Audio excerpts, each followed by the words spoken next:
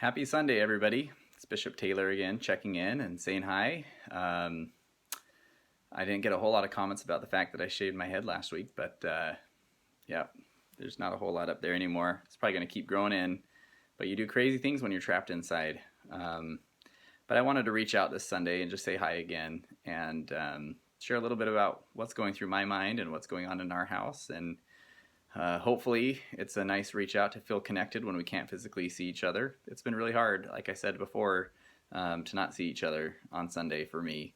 Through the Ward Council, we have lots of fantastic conversations about how everybody's doing and the connections they've been able to make.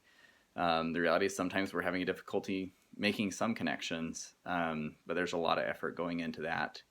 I'm just so grateful for this gospel, for the chance we have to unite. I know that there's, public outreach through schools and friends and neighbors, but how grateful I am to have this additional outreach of church where we're looking out for one another.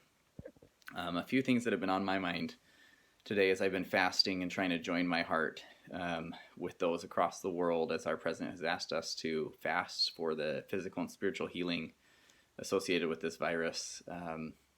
Is I feel like I'm part of something bigger. It's really neat. Fasting has not ever been something that I think I'm a rock star at.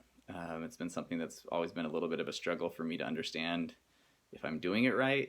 Am I making any difference? And all that. Right now, I feel I have this visual image of kind of each individual sacrifice going up and joining to one greater plea led by our prophet, President Nelson, and it's a really exciting idea and thought, especially as we're leading into General Conference. I'm so grateful for the chance we're going to have to hear words that I'm sure will be very carefully selected for exactly this period of time. For those of you who don't know, General Conference will be broadcast. It won't be in any of the church buildings. It'll be viewable through computers and other methods like that. And the brethren will speak to it, and the leaders of the church will speak to us through small rooms with just those who will be speaking. The choir will be pre-recorded. So they're being very thoughtful about the spread of disease as well. But I'm so grateful for the chance we have to take a moment next week following this fast and just ponder what they would have us know. If your life's anything like mine right now, it's really hard. It's been different to be trapped inside this entire time. It's different to think about how do we make sure the kids are learning what they need to? How are we going to be able to take care of all their needs from a school perspective while I continue to try to work at home? I know I'm not alone in that. There's so many wonderful men and women across the church who are feeling that. I know there's people who are feeling alone and lonely, and there's not a lot of options to do much about that. We're getting a lot out of phone calls and FaceTimes and Zoom meetings. I've finally gotten the courage to actually show people my face when I'm on the Zoom meeting, because a lot of people at work didn't know I'd cut my hair and I didn't want to get teased. But it means a lot to me to connect with people right now. A couple other things that are on my mind. Last week I prayed a lot because I feel so disconnected. I don't know how to reach everybody. I don't know how everybody's going to get reached. I prayed a lot that each individual member of this ward would feel and be able to recognize promptings asking them to reach out to others.